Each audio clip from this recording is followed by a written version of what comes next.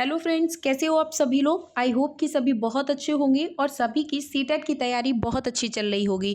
तो आज हम सीटेट के पेपर फर्स्ट के लिए पढ़ने वाले हैं ईबीएस के NCERT based most important question जो कि आपके प्रीवियस ईयर में पूछे गए हैं। इसमें सभी वही क्वेश्चनों को शामिल किया गया है जो कि आपके एनसीईआरटी और एससीईआरटी बेस्ड है और जो कि आपके सीटेट के ईबीएस के लिए मोस्ट इंपॉर्टेंट रहने वाले हैं, क्योंकि यही क्वेश्चन है जो कि आपके प्रीवियस ईयर में पूछे गए हैं। तो सीटेट में जो ईबीएस के आपके क्वेश्चन है उनका पार्ट 1 आपका डाल दिया गया है, उसे आप जाके अभी वॉच कर सकते हैं, जिसकी प्लेलिस्ट बनी हुई है ईवीएस 2024 फॉर सीटेट। उसके नाम से जो आपकी प्लेलिस्ट है उसे आप लवली एकेडमी पर सर्च कीजिए और ज़्यादा से ज़्यादा लोगों को शेयर कीजिए ताकि आपको ऐसी ही बेनिफिशियल वीडियोस और मिल सकें।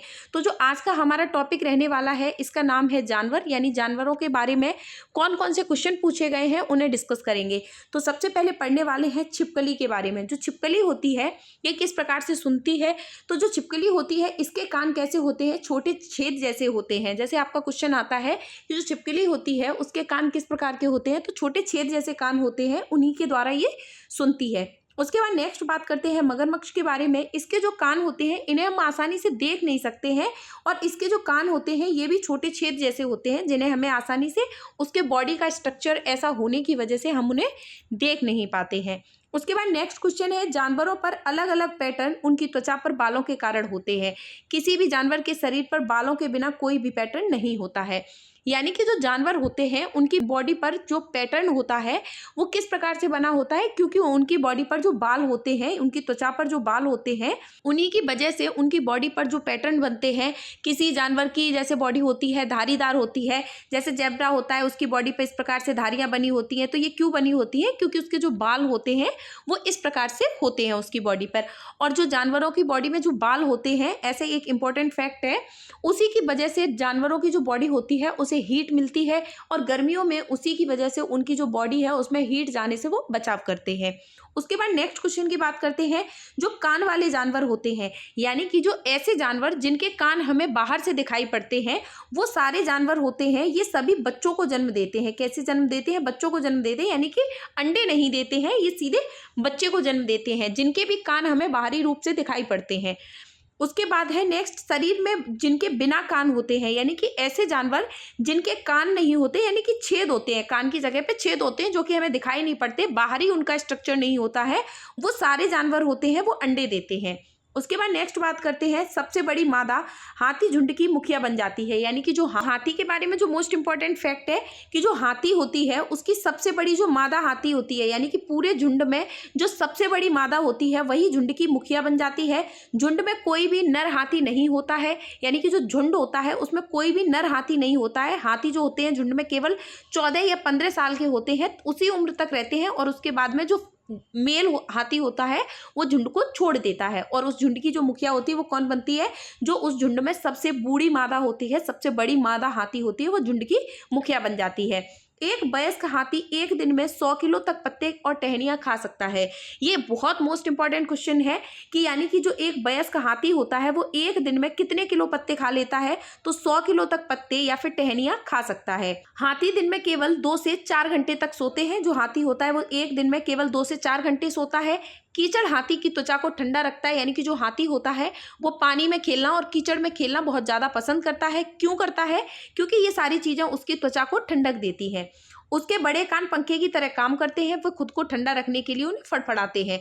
यानी कि जो हाथी के बड़े बड़े कान होते हैं, पंखे जैसे जो कान होते हैं, वो उनका यूज़ किस लिए करता है, उन्हें फड़फड़ा कर वो एक प्रकार से अपनी बॉडी में हवा करता रहता है, इसकी वजह से उन्हें वो पंखे की तरह यूज करता है। झुंड में 10 से 12 मादा हाथी और बच्चे होते हैं, यानी अगर हाथी का झुंड देखा जाए तो उसमें 10 से 12 हाथी होते हैं और बाकी सारे बच्चे होते हैं, क्योंकि जो हाथी मेल हाथी होता है वो झुंड को 14 से 15 वर्ष की आयु में छोड़ देता है। और झुंड की मुखिया कौन बन जाती है, जो फीमेल हाथी होती है, पूरे झुंड में जो सबसे बड़ी फीमेल हाथी होती है वही झुंड की मुखिया बन जाती है। और जो जितने भी हाथी होते हैं जो 14-15 साल के हो जाते हैं वो झुंड को छोड़कर चले जाते हैं।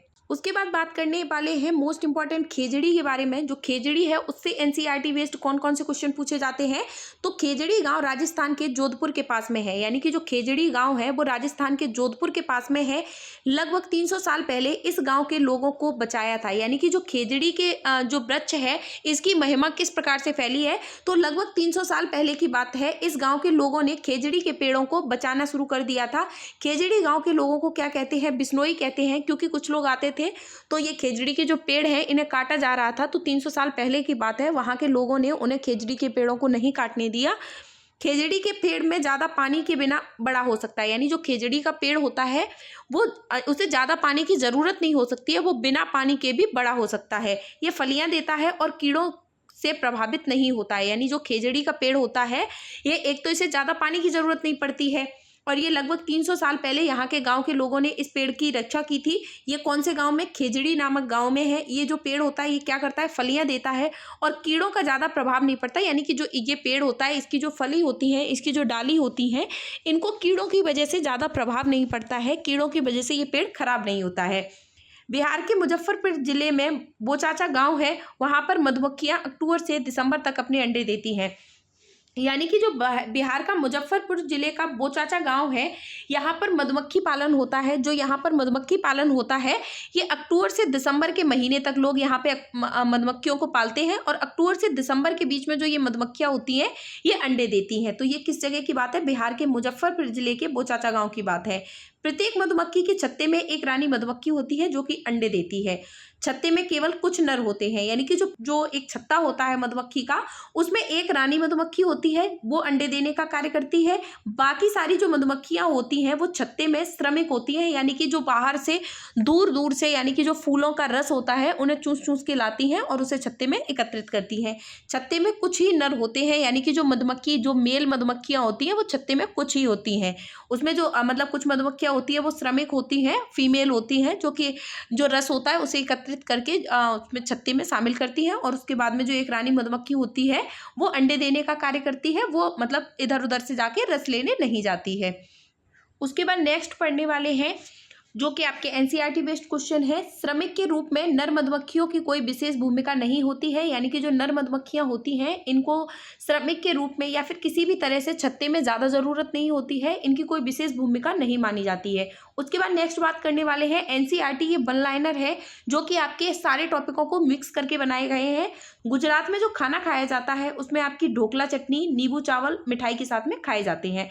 तो अगर पूछा जाता है आपके एग्जाम में कि गुजरात का खाना क्या है, ये भी मोस्ट इंपॉर्टेंट क्वेश्चन है जो कि आपके ईवीएस में कई बार पूछा गया है। तो गुजरात में जो खाना है वहाँ की फेमस डिश है वो है ढोकला चटनी, नींबू वाले चावल और मिठाई के साथ में ये सारी चीज़ें खाई जाती हैं।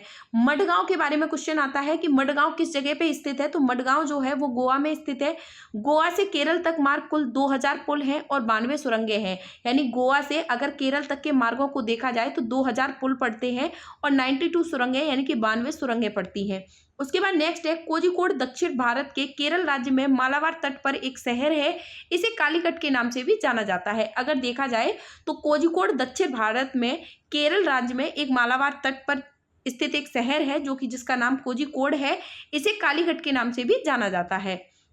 गुजरात से केरल के रास्ते ट्रेन पार करती है, यानी जो गुजरात से केरल के जो रास्ते हैं वहाँ पर जो एक ट्रेन चलती है उसी के द्वारा ये रास्ते पार किए जाते हैं। महाराष्ट्र, गोवा, कर्नाटक इन सभी से होती हुई फिर भारतीय राज्य केरल पहुँचती है, यानी कि जो गुजरात से ट्रेन चलती है केरल के रास्ते पर ट्रेन पार करती है। उसके बीच में कौन कौन से शहर पड़ते हैं, महाराष्ट्र पड़ता है, गोवा पड़ता है, कर्नाटक पड़ता है, उसके बाद जो एक भारतीय राज्य है केरल के अंदर में ये पहुँचती है। फूलों की घाटी कहाँ पर स्थित है, तो फूलों की घाटी उत्तराखंड में स्थित है, यानी उत्तराखंड की पहाड़ियों में पाई जाती है। अगर क्वेश्चन आता है फूलों की घाटी कहाँ पर स्थित है तो ये आपके उत्तराखंड में स्थित है। गेंदा, जेनिया आदि फूलों का उपयोग कपड़ों को रंगने के लिए किया जाता है। अगर देखा जाए तो जो गेंदा के पेड़ हैं, जेनिया के हैं, ये सारे फूलों का उपयोग किस चीज में किया जाता है तो कपड़ों को रंगने के लिए किया जाता है। और गर्म पानी में फूलों को उबाल के और उनका एक प्रकार से कलर तैयार किया जाता है जिससे कपड़ों पर कलर किया जाता है। उत्तर प्रदेश में कन्नौज जो जिला है वो किस लिए फेमस माना जाता है तो इत्र बनाने के लिए फेमस माना जाता है। अगर पूछा जाता है इत्र बनाने के लिए कौन सा जिला फेमस है तो आपका यूपी है, यानी जो उत्तर प्रदेश का कन्नौज जिला है यहाँ पे इत्र बनाया जाता है, ये इत्र के लिए बहुत ज़्यादा फेमस है। तो ये थे आपके पर्यावरण अध्ययन के एनसीईआरटी बेस्ड कुछ वन लाइनर क्वेश्चन जो कि आपके प्रीवियस ईयर में पूछे गए हैं। तो आज की हमारी ईवीएस के पार्ट सेकंड वाली क्लास में फिलहाल इतना ही। Thank you.